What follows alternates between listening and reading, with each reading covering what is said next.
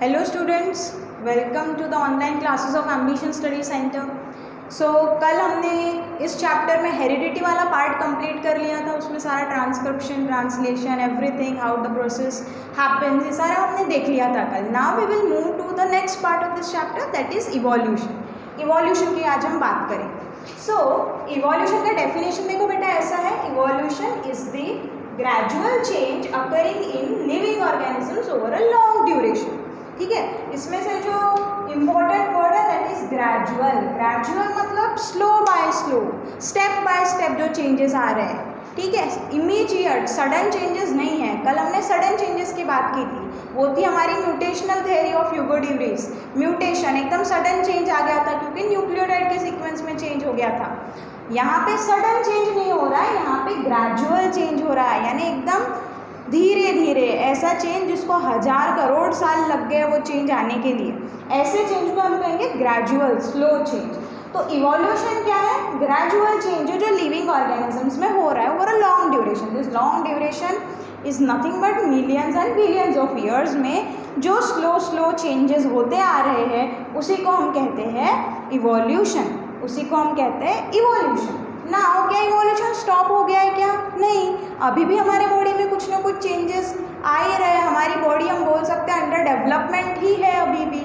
जो हमारे बॉडी के लिए बेटर है वो चीज़ें और अच्छी अच्छी डेवलप होती जाएंगी, और जो काम की नहीं है वो चीज़ें रिमूव भी हमारे बॉडी से हो जाती है। ये सब हमको आगे में देखना है। तो evolution is an ever lasting process, यानी जब तक अर्थ पे लाइफ है तब तक वो लाइफ फॉर्म्स का इवोल्यूशन बेटा होता ही रहेगा, एवर लास्टिंग है, चलते ही रहेंगे, और ये बहुत स्लो है। हमको कोई भी लिविंग ऑर्गेनिज्म में चेंज होता हुआ दिखाई देता है क्या? ऐसा कोई चेंज हमको दिखाई नहीं देता है ना, हमको इमीडिएट चेंज दिखाई देता ही नहीं है क्योंकि ये बहुत स्लो हो रहा है चेंज। तो हम उसको एकदम से ऑब्जर्व नहीं कर सकते हैं, उतना बड़ा वो चेंज नहीं होता है। बड़ा चेंज होता है, आई मीन टू से कि आप इमीडिएट ऑब्जर्व नहीं कर सकते क्योंकि सडनली वो चेंज नहीं आ रहा है, वो चेंज हज़ारों सालों में आ रहा है। ठीक है, तो उसको हम कहते हैं इवोल्यूशन। तो अगर हम इवोल्यूशन की बात करें तो हमको सिर्फ लाइफ फॉर्म या living thing, plants, animals, microorganisms, इन तक ही लिमिटेड नहीं रहना है। जैसे हम अभी देख रहे हैं हमारा कोविड-19 ये चालू है, वायरस पैंडेमिक चालू है, तो आप न्यूज़ में देखते ही होंगे कि वो अपने फॉर्म चेंज कर रहा है, वो वायरस अपने फॉर्म चेंज कर रहा है, मतलब ही वो कहीं ना कहीं इवॉल्व हो रहा है। वो फॉर्म चेंज कर रहा है तो हम उस पर नई नई दवाएँ बना नहीं पा रहे अभी। क्यों? क्योंकि वो फॉर्म चेंज कर रहा है। तो ये अगर हम उस वायरस के नज़रिए से सोचते हैं तो वो एक बेटरमेंट हो गया ना बेटा, उसके लिए उसका डेवलपमेंट हो रहा है ना, और ताकतवर वो बनते जा रहा है। तो इवोल्यूशन हम हर चीज़ को अप्लाई कर सकते हैं, सिर्फ लिविंग ऑर्गेनिजम्स तक हम इसको सीमित नहीं रख सकते। तो अगर हम लिविंग फॉर्म ऑन अर्थ, हम तो अर्थ पे रहते हैं तो हमको अर्थ से रिलेटेड ही सारी चीज़ें पढ़नी पड़ेंगी। तो अर्थ पे लाइफ कैसे आई, उसके लिए हमको सबसे पहले जानना पड़ेगा बेटा कि अर्थ कैसे आया, अर्थ कैसे इवॉल्व हुआ, स्टार्स, प्लैनेट कैसे बने, है ना। तो बिग बैंग थ्योरी जब हुई थी तब अर्थ बना था, स्टार्स बने थे, प्लैनेट बने थे। लेकिन एट दैट टाइम क्या अर्थ सुटेबल था लाइफ फॉर्म को, क्या बोलेंगे हम, लाइफ फॉर्म उसमें रह सके, इतना अर्थ पे सुटेबल कंडीशन था क्या? नहीं था। अर्थ वॉज वेरी हॉट, बहुत ज़्यादा अर्थ का टेम्परेचर था, वहाँ पे ऑक्सीजन नहीं थी, सूटेबल गैसेस नहीं थी, वाटर भी शायद अर्थ पे ऐसे हम क्या बोलेंगे, ऐसे क्वालिटी में नहीं था कि लिविंग बीइंग्स उसको यूज़ कर पाए। तो क्या हुआ, थाउजेंड्स ऑफ ईयर्स लगे उसका टेम्परेचर कम होने के लिए, अर्थ को सूटेबल बनने के लिए, लाइफ फॉर्म को सर्वाइव करने के लिए, ताकि लाइफ उस पर सर्वाइव कर पाए, उसके लिए अर्थ को सूटेबल बनने में ही बहुत साल लग गए। फिर जाके क्या हुआ, बायोस्फीयर बना। बायोस्फीयर मतलब वही लिविंग ऑर्गेनिज्म जहाँ पे रहते हैं उसको हम कहते हैं बायोस्फीयर। तब जाके बायोस्फीयर बना। अगर हम 3.5 बिलियन ईयर्स अगो की बात करते हैं तो अर्थ पे life was non existent, there was no life on earth, earth was completely lifeless when we talk about some 3.5 billion years ago. लेकिन उसके बाद क्या हुआ, क्या हमेशा से ऐसा रहा? नहीं, आज अर्थ पे लाइफ है, मतलब कभी ना कभी तो ये लाइफ शुरू हुई होगी। हमको इवोल्यूशन में वही सीखना है कि ये लाइफ कब स्टार्ट हुई, कैसे स्टार्ट हुई। तो देखो क्या हुआ, सबसे पहले कुछ सिंपल एलिमेंट्स इन ओशन तैयार हुए। सिंपल एलिमेंट्स यानी एलिमेंट्स की हम बात करें ना बेटा, हाइड्रोजन, कार्बन, नाइट्रोजन, फॉस्फोरस, ऐसे एलिमेंट्स तैयार हुए, आयरन, ये सारे एलिमेंट्स तैयार हुए। कहाँ पे हुए? ध्यान में रखने वाली बात है, ओशन में हुए।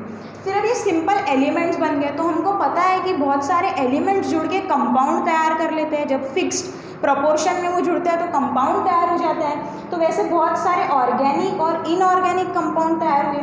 ऑर्गेनिक मतलब जिनका लिविंग थिंग से लेना देना है, या ऑर्गेनिक का एक और आप डेफिनेशन ऐसा बोल सकते हो कि जिसमें कार्बन प्रेजेंट होता है बेटा, ऐसे कंपाउंड को हम कहते हैं ऑर्गेनिक कंपाउंड। इनऑर्गेनिक कंपाउंड जिसमें कार्बन प्रेजेंट नहीं होता है। तो एलिमेंट से क्या बन गए, कंपाउंड बन गए। अब कंपाउंड से क्या हुआ, बहुत सारे कंपाउंड मिलके क्या हुए, हमारे जो लाइफ के लिए ज़रूरी मॉलिक्यूल्स है, ऐसे मॉलिक्यूल्स बनना तैयार हुए, जैसे कि nucleic acid. Now what is nucleic acid, deoxy ribonucleic acid. Ribonucleic acid यानी कि आपका डीएनए, आरएनए, ये बना, किससे बना, ऑर्गेनिक इनऑर्गेनिक चीज़ों से मिलकर न्यूक्लिक एसिड बना। अब डीएनए आरएनए बन गया तो सेल तैयार हो जाएगा ना वहाँ पे। क्यों, क्योंकि हम किसी सेल को लिविंग कब बोलते हैं, जब उसमें न्यूक्लियस है तो हम उस सेल को लिविंग बोलते हैं। और न्यूक्लियस के अंदर में क्या है, न्यूक्लियस के अंदर में होता है डीएनए। डीएनए यानी न्यूक्लिक एसिड। तो न्यूक्लिक एसिड बन गया तो प्रिमिटिव सेल बनना चालू हो जाएंगे, लिविंग सेल बनना चालू हो जाएंगे। न्यूक्लिक एसिड जब बन गया तो फर्स्ट प्रिमिटिव सेल बना। प्रिमिटिव मतलब बहुत ही बेसिक, बहुत ही बेसिक। एक ही सेल था, एक ही सेल सारी प्रोसेसेस करता होगा, कुछ भी वहाँ पे कॉम्प्लेक्स सिस्टम्स डेवलप नहीं हुए, जैसे डाइजेस्टिव सिस्टम, ये सारी चीज़ें वहाँ कुछ भी नहीं थी, बहुत बेसिक सा एक सेल बना। अब एक सेल में बदलाव आए होंगे क्योंकि अर्थ की कंडीशंस, जोग्राफिकल कंडीशंस क्या हो रही थी बेटा, टाइम के साथ में बदलते जा रही थी, बदलते जा रही थी। तो वो सेल भी क्या करा, वो सेल भी इवॉल्व होकर उसने डिफरेंट टाइप ऑफ सेल्स बनाए। जैसे जैसे उसको कंडीशन मिली, फॉर एग्जांपल उसको कुछ अलग कंपाउंड्स मिले होंगे तो उसने अपनी सेल वॉल बना लिया, कुछ बना लिया। इस तरीके से बहुत अलग अलग डिफरेंट सेल्स बने। अब वो अलग अलग डिफरेंट सेल्स में भी नेचुरल सिलेक्शन हुआ ना। व्हाट इज नेचुरल सिलेक्शन, ये हमको आगे चैप्टर में बहुत अच्छे से देखना ही है, Darwin's theory of natural selection. अभी के लिए तो नेचुरल सिलेक्शन मतलब नेचर ने सिलेक्ट किया। नेचर कैसे सिलेक्ट करेगा, जो उस जोग्राफिकल कंडीशन में सर्वाइव करने के लिए सबसे फिट होगा, अच्छे से सर्वाइव कर लिया, अच्छे से एडजस्ट कर लिया, वो जिंदा रह जाएगा। जो एडजस्ट ही नहीं कर पाया वो पेरिश हो जाएगा, उसकी वहीं पे वो सेल की डेथ हो जाएंगी। यानी नेचर ने उसको सिलेक्ट किया क्या, नहीं, नेचर ने उसको सिलेक्ट नहीं किया। तो डिफरेंट सेल्स बने, उसका नेचुरल सिलेक्शन हुआ, यानी जो सबसे अच्छा था सर्वाइव करने के लिए उसका सिलेक्शन हुआ, मतलब वो आगे और ग्रो हुआ, वो आगे ग्रो हुआ। अब ये ग्रोथ हर डायरेक्शन में हुई बेटा, हर डायरेक्शन में हुई, और उसी का रिजल्ट ऐसा है कि आज crores of plant and animals earth पे प्रेजेंट है। We know that there are thousands crores of plant species and different animals present over the earth. तो ये कहाँ से आई, कहीं ना कहीं ये एक प्रिमिटिव सेल से ही इवॉल्व होके बने। आज जितनी भी लाइफ है अर्थ पे वो कहीं ना कहीं इस सेल से ही स्टार्ट हुई, क्योंकि ये सेल का ही आगे में इवोल्यूशन डेवलपमेंट हुआ ना। देखो अर्थ पे आज अमीबा, यूनिसेलुलर अमीबा से लेके पैरामीशियम अमीबा से लेके these all are unicellular microorganisms, इनसे लेकर आज कितने बड़े बड़े अर्थ पे एनिमल्स प्रेजेंट है ना, you know mammoth and all. वो अभी तो है नहीं एक्चुअल में अर्थ पे, लेकिन elephants and all these all are large unicellular organisms, ये भी अर्थ पे प्रेजेंट है। लेकिन वहीं पे यूनिसेलुलर ऑर्गेनिजम्स भी अर्थ पे प्रेजेंट है। प्लांट की बात करें तो यूनिसेलुलर क्लोरेला से लेके ह्यूज बैनियन ट्री तक आपको वेरिएशन, वेराइटी आज अर्थ के लाइफ फॉर्म में देखने को मिल जाएंगी। उसके अलावा क्या अर्थ पे लाइफ सिर्फ लैंड के ऊपर में है, नहीं, लाइफ एयर में भी है, लाइफ वाटर में भी है, लाइफ रॉक पे भी है। आप एंटार्क्टिका में भी जाओगे तो भी आपको लाइफ मिल ही जाएंगी किसी न किसी फॉर्म में। तो हर जगह पे लाइफ आज आपको देखने को मिल रही है अर्थ पे। ये अर्थ पे लाइफ आई कहाँ से, कैसे रॉक पे भी माइक्रो ऑर्गेनिजम्स या कोई भी लिविंग ऑर्गेनिज्म सर्वाइव करते हैं, इसको लेकर बहुत ज़्यादा क्यूरोसिटी साइंटिस्ट में देखने को मिली। वो सोचने लगे, क्योंकि साइंटिस्ट का वो काम ही होता है ना, सोचो ये ऐसा क्यों है, क्या है, वो सारी चीज़ें। वो बहुत सोचने लगे कि कैसे रॉक पे भी लाइफ है, एयर पे भी, वाटर पे भी, लैंड पे भी, हर जगह पे लाइफ है। और इतने डाइवर्सिटी भी है, यूनिसेलुलर से लेके मल्टी सेलुलर तक। तो उनमें क्यूरोसिटी आई, उत्सुकता या जागरूकता आप बोल सकते हैं कि कैसे लाइफ फॉर्म हुई होगी। तो उन्होंने क्या किया, बहुत सारी थेरीज ऑफ इवोल्यूशन बताई। अब हम इतना तो जान गए कि प्रेजेंट डे लाइफ जो है अर्थ पे, जितने भी लाइफ फॉर्म्स है वो कहीं ना कहीं ये पहले सेल से आए हैं। पहले सेल का इवोल्यूशन हुआ, यानी इवोल्यूशन हो रहा है, लेकिन कैसे हुआ, वो सारी थेरीज ऑफ इवोल्यूशन अलग अलग साइंटिस्ट ने अपनी अपनी थेरीज दी। बहुत सारी थेरीज है। कोई साइंटिस्ट लोगों ने बोला कि स्पॉन्टेनियसली लाइफ आ गई। स्पॉन्टेनियस मतलब क्या, अभी 1 सेकेंड तक लाइफ नहीं थी अर्थ पे अर्थ पे लाइफ आ गई। लेकिन क्या आप सब लोग, आप ही बताओ, क्या आप इस थ्योरी को एक्सेप्ट कर लोगे? नो। तो वो अकेला तो साइंटिस्ट नहीं था उस टाइम पे, बहुत सारे अलग अलग साइंटिस्ट थे। जब उनको सबका सपोर्ट मिलता था तो वो थ्योरी वर्ल्ड वाइड एक्सेप्ट होती थी। लेकिन ऐसी थ्योरी को कोई एक्सेप्ट करेगा क्या कि स्पॉन्टेनियसली एकदम, अभी तक लाइफ नहीं थी, 1 सेकेंड में चुटकी बजाया और लाइफ आ गई, जैसे वो थैनोस का है ना, चुटकी बजाई और 50% पॉपुलेशन गायब। क्या ऐसा हो सकता है क्या? नो, वो सारी मूवीज़ है। तो ये सारी थ्योरीज एक्सेप्ट नहीं की गई। उसके बाद में कुछ लोगों ने बोला कि नहीं, लाइफ जो है वो स्पेस से आई होंगी, स्पेस से कोई एस्टेरॉयड या कॉमेट वगैरह अर्थ पे आया और कुछ वहाँ पे मीटियोरोलॉजिकल एक्टिविटीज़ वगैरह हुई और वैसे से वो अपने साथ में कोई लाइफ फॉर्म लेके आया और अर्थ पे लाइफ आ गई। लेकिन इसका भी कोई प्रूफ, कोई सबूत वो दे नहीं पाए। बाकी साइंटिस्ट ने उसको अपोज किया, तो ये सारी थ्योरीज मानी नहीं गई, एक्सेप्ट नहीं की गई। तो कौन सी थ्योरी एक्सेप्ट की गई कि एक्चुअली में लाइफ आई कैसे, इवोल्यूशन कैसे हुआ? So that was the theory of gradual development. That was the theory of gradual development. जैसे हम अभी तक देख के आ रहे हैं, इस चीज़ को आप रिलेट कर सकते हो ना कि हाँ, ऐसा हो सका होगा कि पहले एलिमेंट बने, कंपाउंड बने, न्यूक्लिक एसिड बना, एक सेल बना, 1000 सेल बने, उससे मल्टी सेलुलर बने और इस तरीके से लाइफ बनी। ये थ्योरी आप एक्सेप्ट कर सकते हो। यही थ्योरी को हम कहते हैं theory of gradual development. Step by step, slowly, hundreds of years, crores of years में ये इवोल्यूशन आया होगा। तो ये जो थ्योरी है वो सबने एक्सेप्ट की है, theory of evolution, theory of gradual development जिसको हम बोलेंगे अब थ्योरी ऑफ इवोल्यूशन की। इवोल्यूशन कैसे हुआ, ये सारी चीज़ें समराइज करके दी हुई है। Living material, protoplasm. प्रोटोप्लाज्म मतलब सेल के अंदर की जितनी भी चीज़ें, ये सेल है अगर हमारा, न्यूक्लियस, सेल ऑर्गेनल, जो भी सारी चीज़ें, तो ये जो सेल मेम्ब्रेन है उसके अंदर में जितनी भी चीज़ें प्रेजेंट होती है ना, उसको हम कहते हैं प्रोटोप्लाज्म।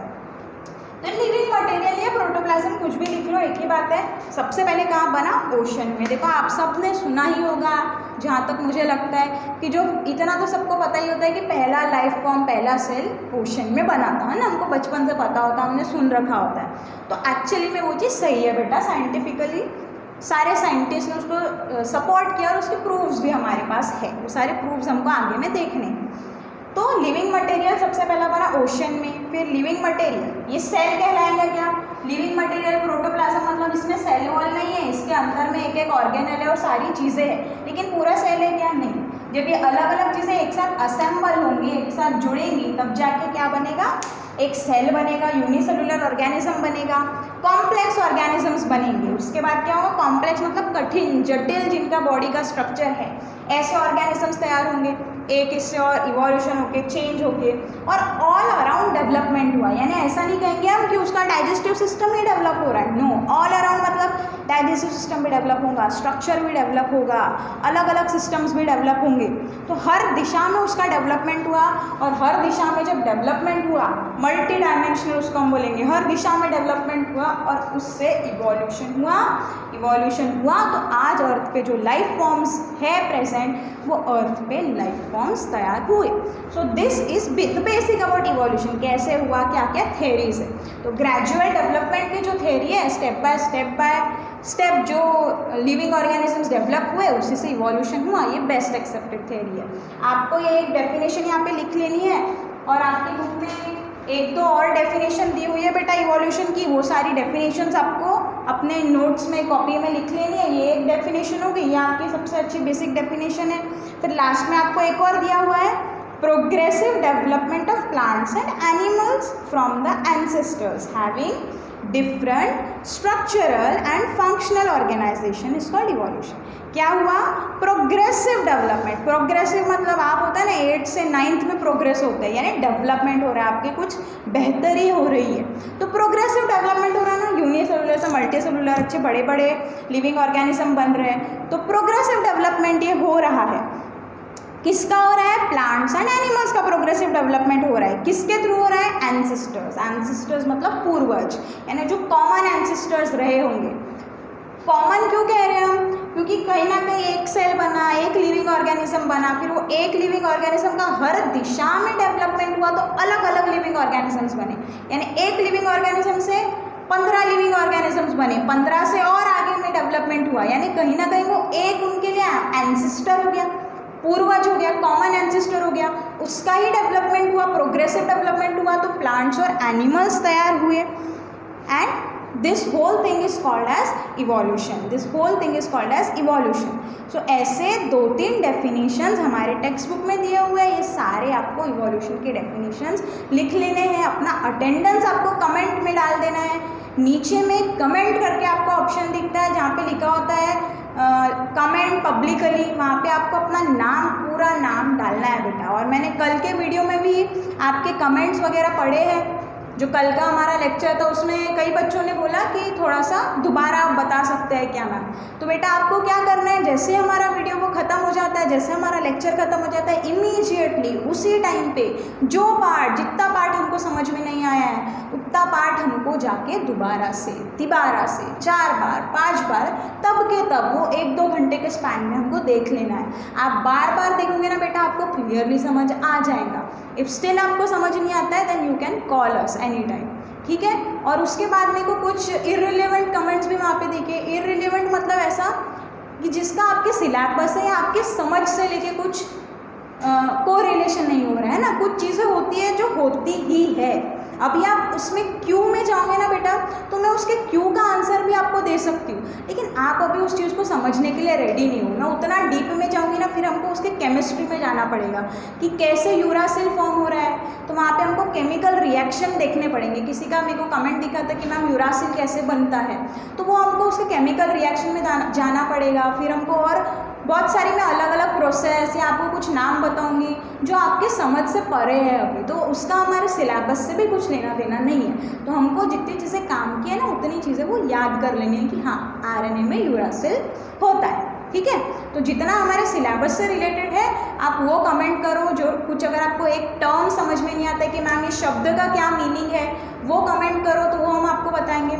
लेकिन जिस चीज़ की आपको ज़रूरत ही नहीं है, जिससे आपको और कन्फ्यूजन क्रिएट हो सकता है, आपको फिर ऐसा लगेगा कि मैं पढ़ूँ ही नहीं, वो सारी चीज़ें हमको करके मतलब नहीं है ना, वो हमारी रिक्वायरमेंट ही है, ठीक है। समझ में आ गया? तो अभी आप अपना प्रेजेंट ही लगा दीजिए, वहाँ पे जाके कमेंट कर दीजिए अपने नाम को,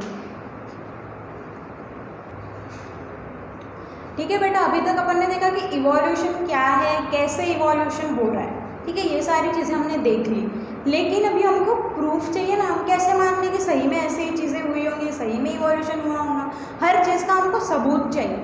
तो अभी हमको वही देखना है, एविडेंसेस ऑफ इवोल्यूशन। एविडेंसेस मतलब ये क्या, प्रूफ, सबूत। इवोल्यूशन हुआ है, इसके सबूत चाहिए हमको, इसके प्रूफ चाहिए। तो वो प्रूफ भी नेचर में ही प्रेजेंट है, नेचर ही हमको खुद बता रहा है कि इवोल्यूशन हुआ है। अब वो सारे प्रूफ्स हमको ये देखने इवोल्यूशन के, लेकिन उसके पहले कुछ क्वेश्चंस यहाँ पे दिए हुए हैं, वो हम सॉल्व कर लेते हैं आपके टेक्स्ट बुक में। कैन यू रिकॉल में आपको क्वेश्चन दिया है, what is the function of the appendix of our digestive system. आपने सुना होगा अपेंडिक्स, लेकिन इस अपेंडिक्स का फंक्शन क्या होता है डाइजेस्टिव सिस्टम में, ये हमको आगे में देखना ही है, आगे के इसमें देखना ही है। लेकिन मैं बता देती हूँ, अपेंडिक्स का अभी हमारे बॉडी में कोई भी फंक्शन नहीं है। प्रेजेंट में अपेंडिक्स हमारे बॉडी में नॉन फंक्शनल है, कोई भी वो काम हमारे बॉडी में करता नहीं है। लेकिन पहले या फिर रूमिनेंट्स में, रूमिनेंट्स मतलब जो घास चरने वाले जानवर होते हैं, उनमें वो क्या करता था, सेलुलोज को डाइजेस्ट करता था। ये सब आगे हम नेक्स्ट एविडेंस में देखने वाले हैं। लेकिन अभी एट प्रेजेंट हमारे बॉडी में डाइजेस्टिव सिस्टम में अपेंडिक्स का कोई भी काम नहीं है। अपेंडिक्स एक ऑर्गन है हमारे डाइजेस्टिव सिस्टम का। Are our wisdom teeth really useful for chewing the food. Wisdom teeth जो हम बोलते हैं, अक्कल दाढ़ जिसको बोलते हैं कॉमन लैंग्वेज में, बहुत लेट आती है हमारे को एज में, आफ्टर सम 20 ईयर्स और 18 ईयर्स हमको अक्कल दाढ़ वगैरह आती है। तो क्या उसका सही में खाना चबाने के लिए वो काम में आती है, क्या हेल्पफुल है क्या? नहीं, बिना विजडम टिप के भी हम इजीली खाना च्यू कर सकते हैं, तो भी हमारे काम का नहीं है। यानी हमारे बॉडी में इससे हमको, ये आपको सोचिए, क्वेश्चंस आपको सोचने पे मजबूर कर रहे हैं, और ये क्वेश्चंस आपको आने वाले कंसेप्ट समझने में मदद करेंगे। ये क्वेश्चन से हमको क्या पता चल रहा है कि हमारे बॉडी में कुछ ऐसे ऑर्गन भी है जो जिनका कुछ भी काम हमारे बॉडी में अभी नहीं है। आप सोचो तो आप और 2-4 ऑर्गन्स के ऐसे नाम बता सकते हो खुद ही। Why did the huge animals like dinosaur become extinct? अर्थ पे कुछ समय पे at some time dinosaurs present थे। अब वो डायनासोर्स एक्सटिंक्ट क्यों हो गए बेटा? डायनासोर्स एक्सटिंक्ट मतलब गायब हो गया अर्थ से, खत्म हो गया अर्थ से। क्यों हो गए? Because some geographical activities like volcanic eruptions और एस्टेरॉइड्स वगैरह अर्थ पे आके उनका कोलिजन हो गया, टकरा गया वो अर्थ से, तो ये सारी एक्टिविटीज़ की वजह से डायनासोर ख़त्म हो गया, अर्थ से उनका सर्वनाश हो गया। Why are many species of animals and birds getting extinct. अभी हमको पता है कि बहुत से एनिमल्स और बर्ड्स ऐसे हैं जो अर्थ से एक्सटिंक्ट हो चुके हैं। एक्सटिंक्ट मतलब ख़त्म हो चुके हैं, अर्थ पे प्रेजेंट वो नहीं है, अर्थ पे उनका नंबर ख़त्म हो चुका है, ज़ीरो हो चुका है, ठीक है। तो क्यों एक्सटिंक्ट हुए वो, उसके भी रीज़न है। सबसे बड़ा रीज़न है डिफॉरेस्टेशन। हम जो पेड़ों की कटाई करते जा रहे हैं, फॉरेस्ट की कटाई करते जा रहे हैं, तो उनका नेचुरल हैबिटेट, जो उनका नेचुरल घर है, वही हम उनसे छीन लें तो वो रह पाएंगे क्या? नहीं, तो वो एक्सटिंक्ट हो जाएंगे। उसके बाद में पॉल्यूशन, हंटिंग, हम उनको हंट करते हैं, क्लाइमेट जो बदल रहा है, और कंस्ट्रक्शन, बड़ी बड़ी buildings and companies and factories are made which lead to the deforestation। और उसी वजह से बहुत सारे एनिमल्स, बर्ड्स, ये सारे प्लांट्स भी जहाँ तक कि हमारे अर्थ से एक्सटिंक्ट हो चुके हैं। तो ये क्वेश्चंस के आंसर भी आपको अपने कॉपी में लिख लेने हैं, और इसके पहले जो हमने इवोल्यूशन पढ़ा उसके भी डेफिनेशंस वगैरह हमारे कॉपी में लिख लेनी है हमको, ठीक है। सो नाउ अभी हम देखेंगे एविडेंसेस ऑफ इवोल्यूशन, इवोल्यूशन के प्रूफ क्या क्या है।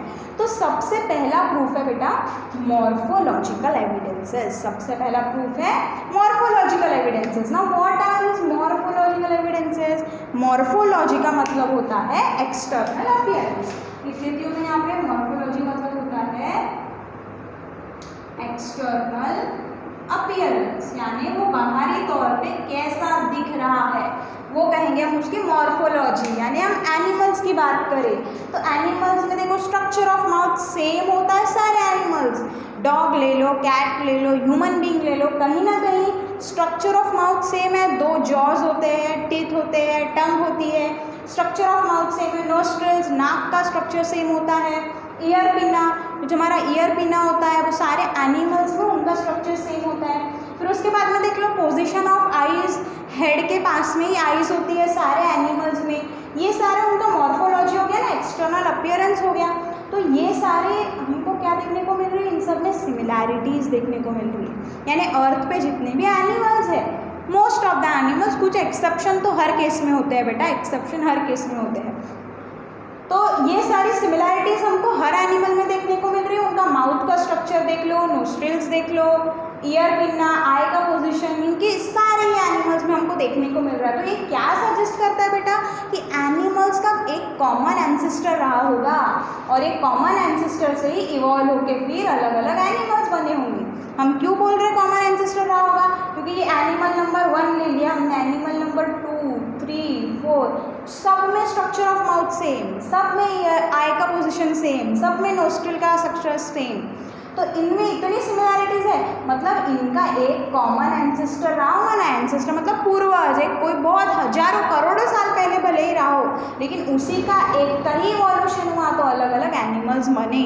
इसीलिए हमको सब एनिमल्स में कुछ सिमिलैरिटीज़ देखने को मिल रही है। तो क्या ये इवोल्यूशन को प्रूफ कर रहा है? यस, ये प्रूफ कर रहा है ना कि इवोल्यूशन हुआ। तो वो हो गया हमारे मॉर्फोलॉजिकल एविडेंस, मॉर्फोलॉजिकल प्रूफ। यानी किसी का भी एक्सटर्नल अपीयरेंस देख के हम ये बता सकते हैं कि हाँ, एनिमल्स का इवोल्यूशन एक कॉमन एंसेस्टर से ही हुआ होगा। वैसे प्लांट्स की बात कर लो, लीफ का शेप देखो, कहीं ना कहीं पे लीफ का शेप सेम होता है। लीफ का वेनेशन, ये जो ऐसा ऐसा होता है उसको बोलते हैं वेनेशन, लीफ का वेनेशन। पेटियोल, पेटियोल मतलब ये जो डंडी होती है लीफ को, इस पार्ट को कहा जाता है पेटियोल, ठीक है। तो ये सारी चीज़ें हमको सेम देखने को मिल रही है प्लांट्स में भी। तो प्लांट्स का भी कोई ना कोई कॉमन एंसेस्टर रहा होगा। हम ऐसा नहीं कह रहे कि एनिमल और प्लांट दोनों का कॉमन एंसेस्टर रहा होगा, नो। क्यों? क्योंकि इनके एक्सटर्नल अपीयरेंस में कहीं भी सिमिलैरिटी दिख रही है कि नहीं? प्लांट्स तो एकदम ही अलग, एनिमल और अलग, लेकिन सारे एनिमल में सिमिलैरिटी है, सारे प्लांट में सिमिलैरिटी है। मतलब सारे प्लांट्स का कॉमन एंसेस्टर एक, एनिमल्स का कॉमन एंसेस्टर एक। तो ये इवोल्यूशन को प्रूव कर रहा है, इवोल्यूशन को प्रूव कर रहा है, सबूत दे रहा है इवोल्यूशन का। तो ये हो गया हमारा पहला एविडेंस, मॉर्फोलॉजिकल एविडेंसेस। ठीक है, आई होप समझ में आ गया होगा मॉर्फोलॉजिकल एविडेंसेस। अटेंडेंस लगा दो सब लोग, कमेंट बॉक्स में जाके अपने अपने नाम डालो, अटेंडेंस लगाओ, ठीक है। अभी हमको देखना है नेक्स्ट एविडेंस। नेक्स्ट एविडेंस है anatomical evidence. Anatomical evidence. Now what is anatomy? Anatomy मतलब होता है बेटा स्ट्रक्चर। एनाटॉमी का मतलब होता है स्ट्रक्चर। एनाटॉमी का मतलब होता है स्ट्रक्चर, यानी स्ट्रक्चर।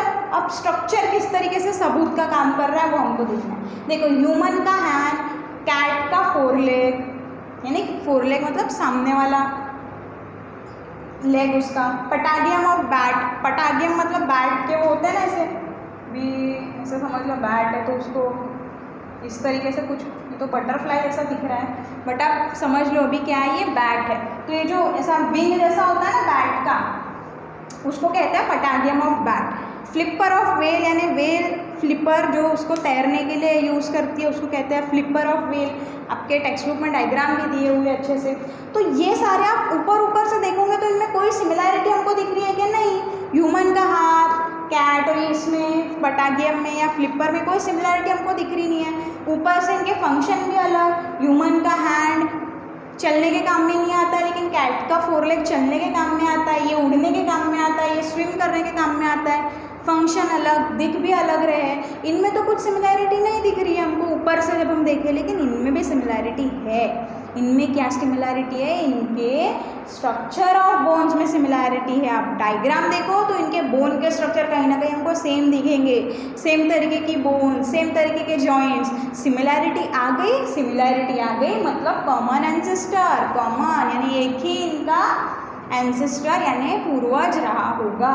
तो ये हम स्ट्रक्चर के ऊपर से प्रूफ कर पा रहे हैं इवोल्यूशन को। तो ये हो गए हमारे एनाटॉमिकल एविडेंसेस। तो हमने दो एविडेंसेस देखे हैं। किसके दो एविडेंसेस? इवोल्यूशन के, दो प्रूफ ऑफ इवोल्यूशन। ठीक है, इसके नोट्स आपको तैयार करने हैं बेटा। आपके टेक्स्ट बुक में सारी चीज़ें दी हुई है, अच्छे से देखो। आपको टेक्स्ट बुक से वहीं से पॉइंट वाइज सब लिखते जाना है, क्योंकि ये जो एविडेंसेस हम जितने भी 5-6 एविडेंसेस पढ़ने वाले हैं सब पे इंडिविजुअल शॉर्ट नोट का क्वेश्चन आता है बेटा। तो आपको हर एक को एक अलग आंसर के जैसे प्रिपेयर करना है। ठीक है, और आपको नोट्स कैसे बनाना है उसके हमारे टेक्स्ट बुक में दिया है, उसको प्रॉपर पॉइंट वाइज करो। लेकिन उसमें देखो बीच बीच में क्वेश्चन भी आ जाते हैं। जैसे अभी मैं एनाटॉमिकल एविडेंसेस पढ़ती हूँ, if you carefully observe pictures, तो वो आपको ऑब्जर्व करने के लिए बोल रहा है। तो हमको नोट्स में वैसा नहीं लिखना है ना, नोट्स में हमको उसको आंसर प्रेजेंट करना है। नोट्स में आप ऐसा बोलोगे कि इफ़ यू केयरफुली ऑब्जर्व, ऐसा नहीं। हमको डालना है कि on observation of human hand, cat's fore leg, patagium of bat, flipper of whale, we see that there is similarity in their structures. मतलब आपके सारे टेक्स्ट बुक में दिया है। मैं कहना ये चाह रही हूँ कि जो क्वेश्चंस वगैरह के फॉर्मेट में आते हैं आपको, कैन यू टेल या कैन यू थिंक या why it is like that, ऐसे कभी कभी पैराग्राफ के बीच में वो क्वेश्चन आ जाते हैं। तो वो आपको सोचने पे मजबूर करने के लिए वो डालते हैं, वो आपकी क्यूरोसिटी जनरेट करने के लिए ऐसे क्वेश्चन आंसर फॉर्मेट में, इंटरएक्टिव फॉर्मेट में वो डालते हैं। लेकिन जब हम नोट्स तैयार करेंगे तो हमको वहाँ पे क्वेश्चन नहीं डालने हैं बेटा, हमको पॉइंट वाइज डालना है। हमको बताना है कि मॉर्फोलॉजिकल एविडेंसेस क्या है, हमको बताएंगे कि एनिमल में सारी सिमिलैरिटीज़ है, सो दे हैव कॉमन एंसेस्टर्स। इस तरीके से हमको पॉइंट वाइज नोट्स तैयार करने हैं टेक्स्ट बुक से। वो क्वेश्चन वगैरह हटा के प्रॉपरली स्टार्ट करके अच्छे से सारे एविडेंसेस के आपको पॉइंट वाइज नोट्स तैयार कर लेंगे। ठीक है बेटा, अभी हम बढ़ेंगे हमारे नेक्स्ट एविडेंस ऑफ इवोल्यूशन की ओर। सबसे पहले हमने देखा मॉर्फोलॉजिकल एविडेंस, फिर हमने देखा एनाटॉमिकल एविडेंस। नेक्स्ट है हमारा वेस्टिजियल ऑर्गन्स। वेस्टिजियल ऑर्गन्स, इसका थोड़ा सा हिंट हमने स्टार्टिंग में देख लिया था। अपेंडिक्स और विजडम टिथ की हमने बात की थी कि क्या हमारे बॉडी में अभी भी काम करता है क्या? नहीं, ये हमारे बॉडी में अभी कोई भी काम के नहीं है। तो ऐसे ही ऑर्गन्स को बेटा हम कहते हैं वेस्टिजियल ऑर्गन्स। डीजनरेटेड और underdeveloped useless organs of organism are called as vestigial organs. Degenerated मतलब जो प्रॉपरली डेवलप नहीं हुए। डीजनरेट मतलब एक समय पे वो फुल डेवलप हुआ करते थे लेकिन प्रेजेंट में वो फुल्ली डेवलप नहीं, उनका साइज़ छोटा हो गया है, वो प्रॉपर काम नहीं कर रहे हैं। मतलब वो डीजनरेट ना मतलब एक तरीके से समझ लो टूटने लगे हैं। ऐसे organs under develop, properly develop वो नहीं हुआ है, फुल्ली ग्रो वो नहीं हुए हैं, ऐसे ऑर्गन। और मोस्ट इम्पॉर्टेंटली वो कैसे है बेटा? दे आर यूजलेस, किसी भी काम के नहीं है वो हमारे बॉडी में। ऐसे ऑर्गन को ही हम कहते हैं वेस्टिजियल ऑर्गन। Vestigial organ. ये आपको डेफिनेशन हो गया वेस्टिजियल ऑर्गन का। ये सब आपको लिख लेना है अपने कॉपीज में, प्रॉपर नोट्स बनाने हैं, पूरे evidences of evolution text book से लेके आपको लिखना है, क्वेश्चंस वगैरह वो सब हटा के बता दिया मैंने थोड़ी देर पहले कैसे नोट्स तैयार करने हैं आपको, ठीक है। अभी हमको देखना है कि अरे ये वेस्टिजियल ऑर्गन से हमको इवोल्यूशन हो रहा है, ये कैसे पता चलेगा, तो हम देखते हैं। देखो कोई भी इसमें सडन डेवलपमेंट हो सकता है क्या? नहीं, सडन डेवलपमेंट नहीं हो सकता। अभी तक हम वही देख रहे थे, डेवलपमेंट कैसा होता है, ग्रेजुअल डेवलपमेंट होता है, सडन डेवलपमेंट नहीं हो सकता है, डेवलपमेंट ग्रेजुअल होता है। जब कोई चीज़ डेवलप ग्रेजुअली हो रही है यानी और अच्छे से इम्प्रूव ग्रेजुअली हो रही है, तो क्या वो गायब एकदम सडनली हो सकती है क्या? नहीं, गायब भी वो ग्रेजुअली होंगी, क्योंकि वो भी एक गायब होना भी एक तरीके का चेंज है ना। वो यूजलेस हो गए हैं, किसी काम के नहीं है, तो अभी उन्होंने हमारे बॉडी से गायब हो जाना चाहिए, है ना, हमारे किसी काम के ही नहीं है, गायब हो जाना चाहिए। लेकिन क्या एकदम से वो गायब हो सकते हैं क्या? नहीं, उनका गायब होना भी जो है ना वो कैसा होगा, ग्रेजुअली होगा, एकदम स्लो बाय स्लो होगा। देखो सम स्ट्रक्चर बिकम हार्मफुल, यानी कुछ ऐसे स्ट्रक्चर है जिनका हमको कुछ भी काम नहीं है, कुछ भी काम नहीं, वो हमारे लिए यूजलेस है। लेकिन कोई कोई कंडीशन में ऐसा भी होता है ना कि वो हार्मफुल बन जाते हैं। आपने कई दफ़ा सुना होगा, कोई कोई लोग होते हैं बड़े लोग जिनका क्या होता है, अपेंडिक्स का ऑपरेशन होने वाला है, ऐसा आपने कुछ सुना होगा। वो अपेंडिक्स को ऑपरेट करके हमको बॉडी से बाहर निकालना पड़ रहा है। वो वेस्टिजियल ऑर्गन है, हमारे बॉडी में किसी काम का ही नहीं है, लेकिन अब वो हार्मफुल बन गया ना बेटा, है ना, क्योंकि हमको उसको ऑपरेट करके निकालना पड़ रहा है, वो हार्मफुल बन गया।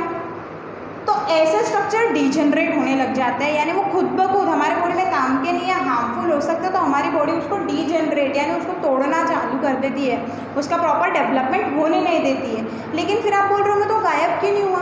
वो गायब हो रहा है। अभी जैसे हमने बोला सडनली गायब नहीं हो सकता ना, अभी तक हमको अपेंडिक्स का काम था, अब हमको अपेंडिक्स का काम नहीं है, ऐसा हो नहीं सकता है।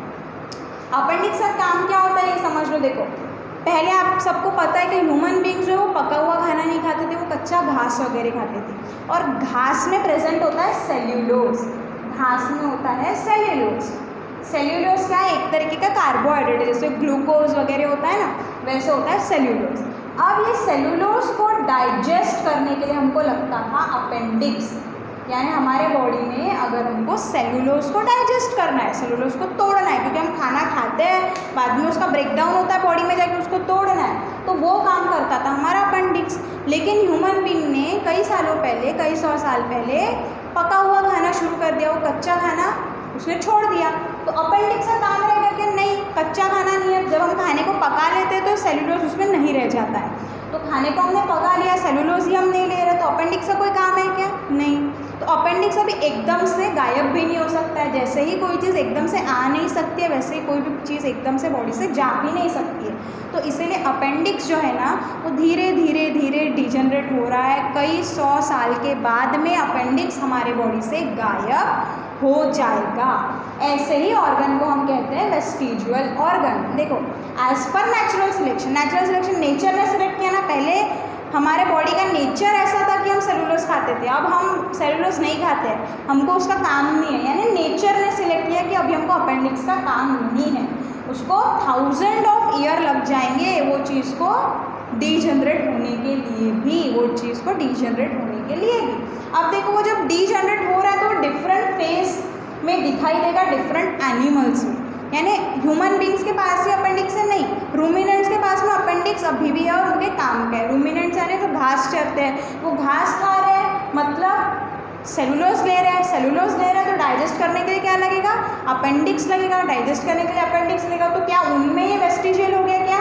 नहीं, उनमें ये काम का ऑर्गन है। देखो नॉट वेस्टिजियल इन ऑल, यानी अपेंडिक्स यानी कोई भी ऑर्गन की हम बात करें तो किसी एक एनिमल में यूजलेस हो सकता है, लेकिन सब में यूजलेस होगा, सब में वेस्टिजियल होगा ऐसा नहीं। अपेंडिक्स ही बेस्ट एग्जांपल है, हमारे लिए यूजलेस है, लेकिन रूमिनेंट्स के लिए अभी भी वो काम कर रहा है, हमारे लिए यूजलेस है।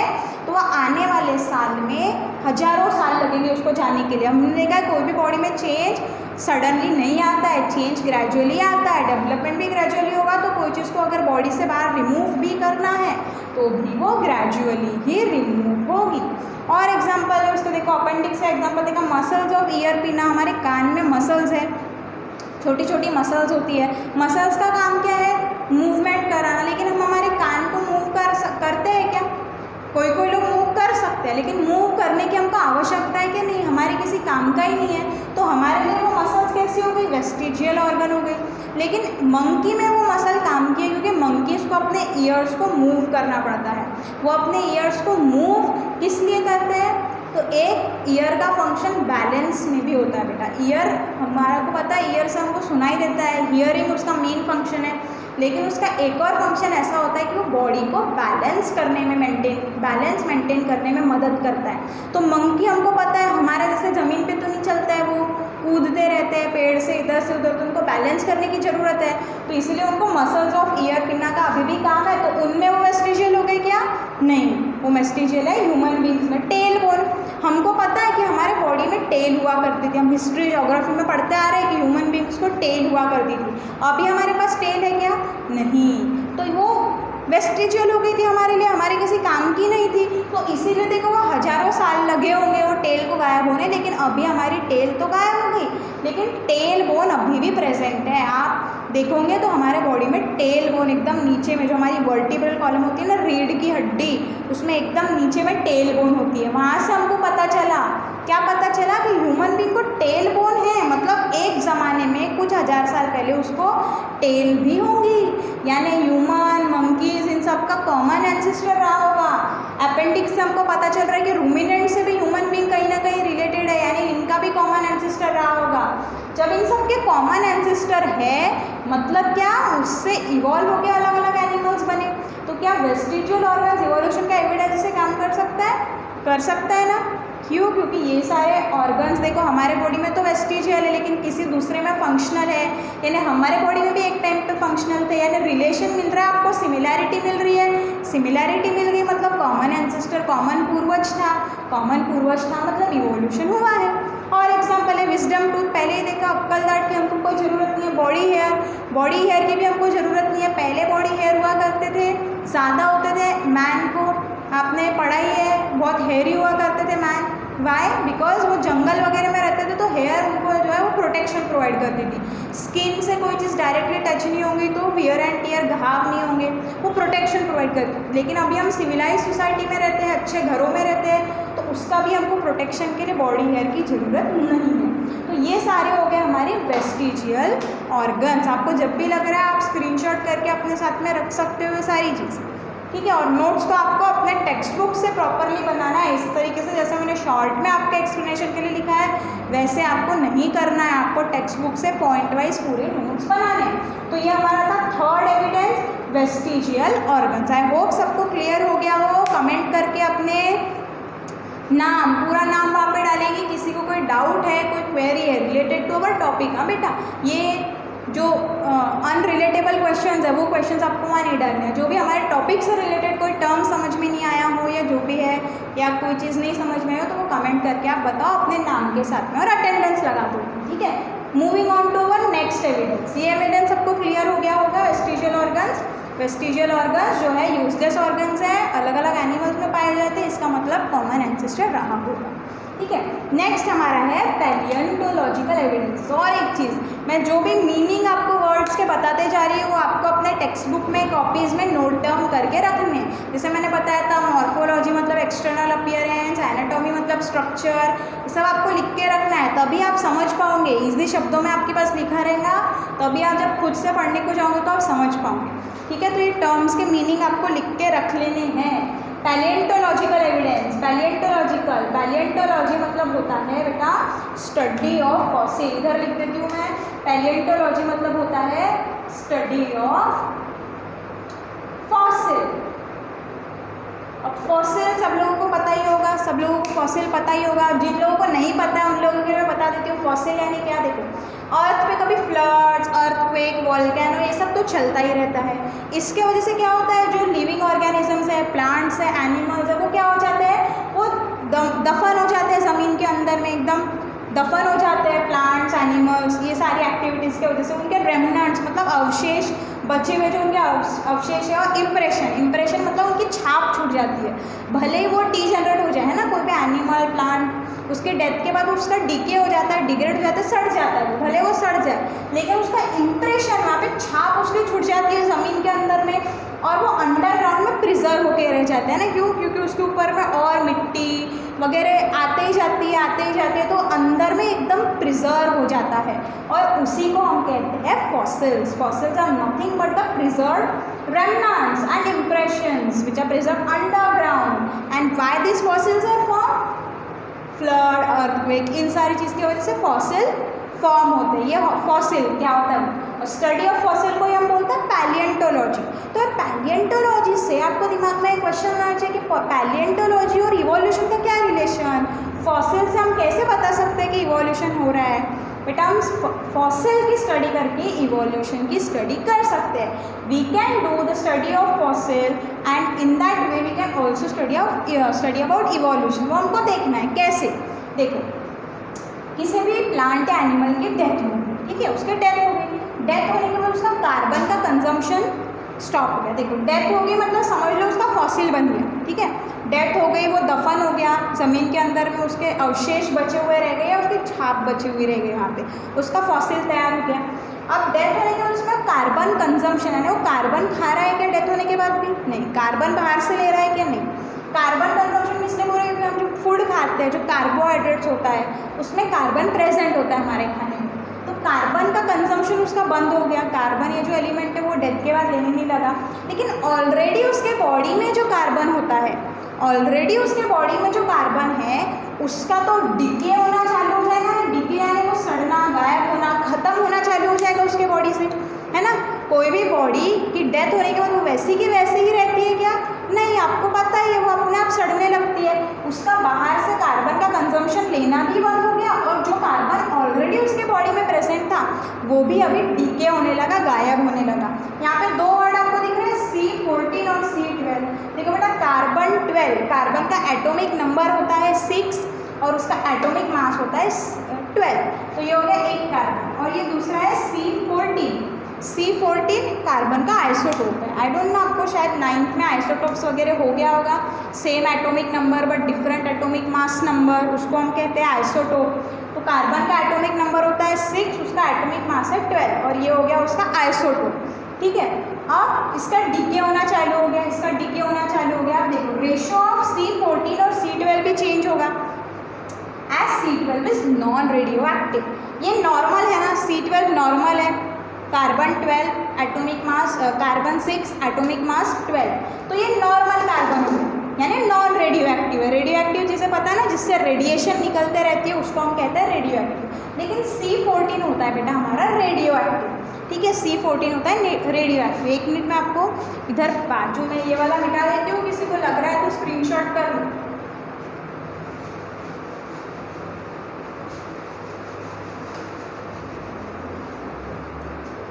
ठीक है, देखो C14 कैसा है? C14 है रेडियो एक्टिव, यानी वो रेडिएशन इमिट कर रहा है, उससे रेडिएशन निकल रही है। लेकिन C12 हमारा नॉर्मल कार्बन है, नॉन रेडियो एक्टिव है, रेडिएशन नहीं निकल रही है। डीके तो दोनों का होगा, डीके तो दोनों का होगा, यानी डेथ के बाद दोनों खत्म होना चालू हो जाएंगे, वो प्लांट या एनिमल से। लेकिन ज़्यादा डीके किसका होगा? थोड़ा सा कॉमन सेंस लगाओ, रेडियो एक्टिव का या नॉन रेडियो एक्टिव का? जो चीज़ों से रेडिएशन निकलती है, ऐसे रेडियो एक्टिव वेस्ट को भी हम बोलते हैं कि वो बहुत खतरनाक होता है, क्योंकि बहुत सालों तक, 100 साल तक, 1000 साल तक भी उससे रेडिएशन निकलते रहती है, यानी वो जल्दी से ख़त्म नहीं होता है। यानी ये जो रेडियो एक्टिव वाला है उसके वो जल्दी ख़त्म होगा क्या? नहीं होगा। लेकिन C12 ख़त्म होता जाएगा, क्योंकि ये तो नॉन रेडियो एक्टिव है, नॉर्मल है, ये ख़त्म होता जाएगा। तो C14 और C12 का रेशो कांस्टेंट रहेगा क्या उसके मरने के बाद? कांस्टेंट नहीं रहेगा, क्योंकि दोनों का डीके हो रहा है, इसका डीके ज़्यादा होगा, इसका डीके कम होगा, है ना। और C14 की रेडियो एक्टिविटी, यानी C14 हमको एक फॉसिल मिला, हमने उसके C14 की रेडियो एक्टिविटी चेक की, यानी कितना रेडिएशन उससे निकल रहा है। उससे हम क्या पता लगा सकते हैं कि वो फॉसिल की एज कितनी है, वो फॉसिल कितना साल पुराना है, कितना साल पुराना है, कैसे पता लगा सकते हैं? मेरे को बताओ। एक आपको फॉसिल मिला है, वो बहुत ज़्यादा रेडियो एक्टिव है, उसमें जो कार्बन C14 है ज़्यादा रेडिएशन दे रहा है, और एक दूसरा फॉसिल है जिसमें रेडिएशन कम है। तो आप क्या बताओगे कौन सा फॉसिल जो है उसकी डेथ पहले हुई होंगी, वो एनिमल की डेथ पहले हुई होंगी? किसकी पहले हुई होंगी? जिसकी रेडिएशन कम हो गई, क्योंकि जितना ज़्यादा समय बीतेगा उतनी रेडियो एक्टिविटी कम होते जाएगी, और कम समय बीता है तो रेडियो एक्टिविटी ज़्यादा। यानी C14 की रेडियो एक्टिविटी से हम पता लगा सकते हैं उसको कितना साल हो चुके हैं उसके डेथ को। देखो हमने क्या बोला, ratio of C14 and C12 change होता जा रहा है, क्योंकि C12 कैसा है, नॉन रिएक्टिव है। अब हम क्या करेंगे, C14 की रेडियो एक्टिविटी मेजर करेंगे। जिसकी रेडियो एक्टिविटी ज़्यादा वो फॉसिल अभी अभी का है, और जिसकी रेडियो एक्टिविटी बहुत कम हो गई है, यानी इसका मतलब क्या, बहुत सालों से रेडिएशन छोड़ते जा रहा है, इसलिए उसकी रेडियो एक्टिविटी कम हो गई, मतलब वो फॉसिल बहुत साल पुराना है। यानी वो एनिमल अर्थ पे पहले आया होगा एज कम्पेयर टू वो फॉसिल जिसकी रेडियो एक्टिविटी कम है, वो बाद में आया होगा। समझ में आ रहा है, कोरिलेट कर पा रहे हो। उसकी रेडियो एक्टिविटी हमने मेजर की, उसका रेशियो मेजर किया, तो उससे हम क्या पता लगा पा रहे हैं, time past since death can be calculated. उस फॉसिल के डेथ को कितना टाइम हुआ ये हम कैलकुलेट कर सकते हैं। समझ में आ रहा है ना कैसे, समझ लो। ज़्यादा रेडियो एक्टिविटी मतलब उसकी फॉसिल की एज कम, क्लियर हो रहा है। उसकी रेडियो एक्टिविटी अगर कम है तो फॉसिल की एज कैसी रहेगी, ज़्यादा, यानी वो बहुत साल पहले मरा। एज ज़्यादा मतलब डाइड अर्लियर, ठीक है। और इसकी एज कम है क्योंकि इसकी रेडियो एक्टिविटी ज़्यादा है, मतलब ये डाइड रिसेंटली, ये रिसेंटली मरा होगा, यानी अभी अभी मरा होगा, और ये पहले मरा। यानी हम क्या बता सकते हैं, ये फॉसिल जिस एनिमल का है वो एनिमल इस एनिमल से इवॉल्व होकर आया होगा, क्योंकि ये एनिमल का फॉसिल पहले मिला, यानी ज़्यादा साल पुराना है, मतलब ये एनिमल धरती पे पहले आया होगा, ये एनिमल बाद में आया होगा, क्योंकि इसके फॉसिल को ज़्यादा साल हुए ही नहीं। इसका मतलब ये एनिमल इससे इवॉल्व हुआ होगा, क्योंकि ये बाद में आया ना अर्थ पे, ये पहले आया। समझ में आया। और ये एज हमको किससे पता चली, C14 के रेडियो एक्टिविटी से, C12 और C14 के रेशो से। और इस मेथड को ही कहा जाता है बेटा carbon dating method. Carbon dating method क्या होता है, इसमें C14 की रेडियो एक्टिविटी चेक करते हैं उस फॉसिल में, और C12 और C14 का रेशो चेक करते हैं। दोनों से हमको क्या पता चल जाएगा, एज ऑफ फॉसिल, वो फॉसिल कितना साल पुराना है। और फिर हम इंफॉर्मेशन डिड्यूस कर सकते हैं। इंफॉर्मेशन डिड्यूस कर सकते हैं उसका मतलब क्या, ये देखो फॉर एग्जांपल हमारे को, आपको पता ही है अलग अलग जगह पे खुदाई का काम, एक्सकेवेशन का काम चालू रहता है, वहाँ पे अलग अलग फॉसिल मिलते रहते हैं। जैसे आपने रिसेंटली देखा होगा जो हमारा राम मंदिर है ना, वहाँ पे अभी ऑर्डर्स तो आ चुके थे कोर्ट के कि वहाँ पे राम मंदिर ही बनेगा, लेकिन अभी वहाँ पे खुदाई हुई तो और प्रूफ मिल गए कि यहाँ पे मंदिर था, उसके हमको अवशेष मिल गए। वैसे ही अलग अलग खुदाई चालू रहती है और फॉसिल्स मिलते हैं, ठीक है। अब हमारे को फॉसिल मिला, हमने कार्बन डेटिंग मेथड से उसके रेडियो एक्टिविटी वगैरह चेक की, और हमको पता चला कि ये फॉसिल 1000 साल पुराना है, यानी वो एनिमल, या 1000 नहीं समझ लो 500 साल पुराना है वो फॉसिल। और वो इसका मतलब क्या, वो एनिमल की डेथ 500 साल पहले हुई होंगी। अब हमारे पास 4 एनिमल है, हमको लग रहा है कि वो जो फॉसिल है वो कोई भी 4 एनिमल का हो सकता है, लेकिन एक एनिमल 700 साल पहले अर्थ पे था, एक एनिमल 800 ईयर्स पहले अर्थ पे था, और एक एनिमल अभी भी प्रेजेंट है अर्थ पे, और एक एनिमल है जो बराबर 500 साल पुराना है, ठीक है। हमको भी पता लगा ना ये फॉसिल चारों में से किसका है, और फॉसिल की एज हमको क्या पता चली, 500 साल। तो ऑटोमेटिकली हमारे बाकी के 3 ऑप्शन गायब हो गए। हमने इन्फॉर्मेशन को रिड्यूस कर दिया, कम कर दिया, हमको पता चल गया फॉसिल का एज है 500 साल पुराना, 500 साल पहले ये वाला एनिमल ही अर्थ पे था, मतलब ये फॉसिल उसी एनिमल का होगा। बाकी 3 वाले ऑप्शंस तो गायब हो गए, क्योंकि ये पहले थे और ये तो अभी भी।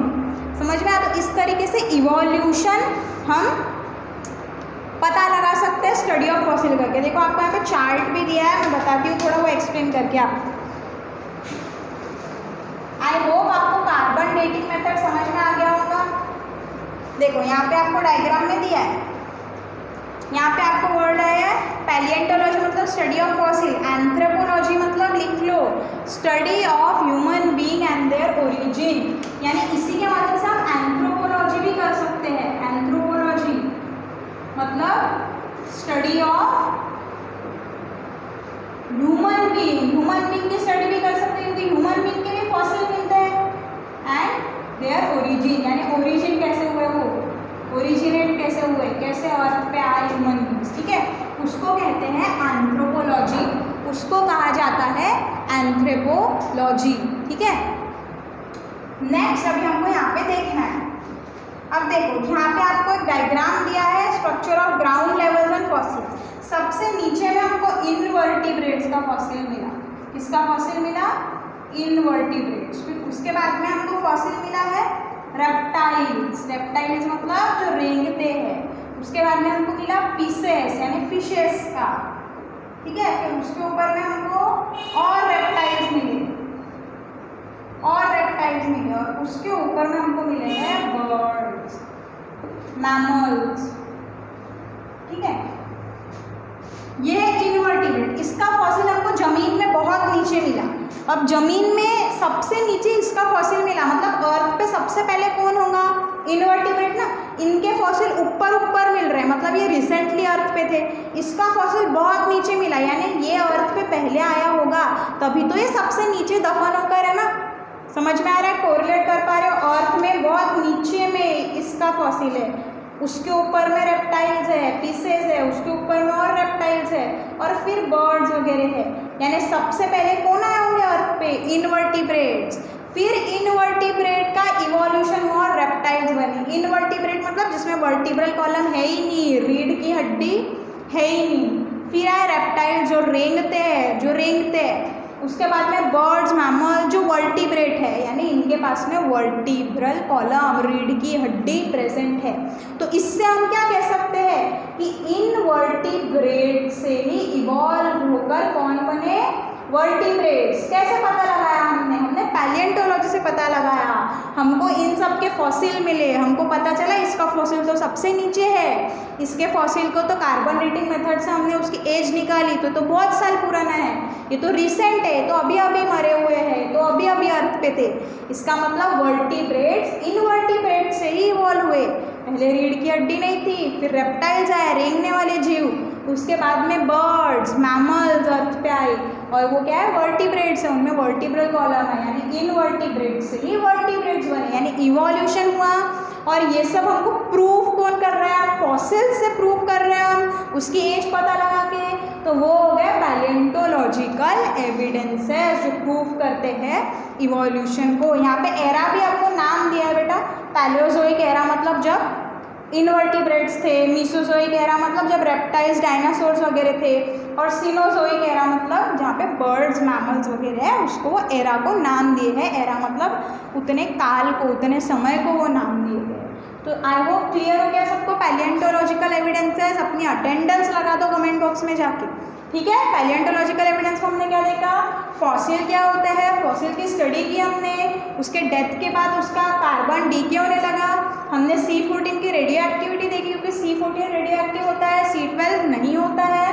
तो C14 की रेडियो एक्टिविटी, इन दोनों के रेशियो की मदद से हम उस फॉसिल का एज पता लगा सकते हैं। रेडियो एक्टिविटी ज़्यादा है मतलब वो अभी अभी मरा होगा, इसलिए तो बहुत रेडियो एक्टिव है।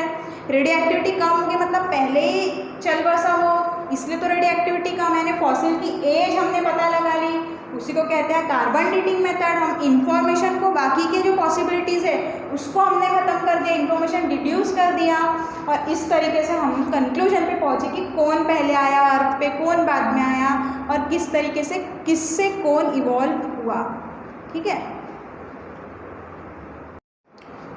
ठीक है, हमारा नेक्स्ट एविडेंस है कनेक्टिंग लिंक्स। नेक्स्ट एविडेंस है कनेक्टिंग लिंक्स। तो इसके नाम से ही आप बता सकते हो कनेक्टिंग लिंक, यानी जो कोई दो चीज़ों को जोड़ रहा है, ऐसे इसको हम कहते हैं कनेक्टिंग लिंक। जो दो ग्रुप को जोड़ रहा है उसको हम कहते हैं कनेक्टिंग लिंक, यानी related to two different groups.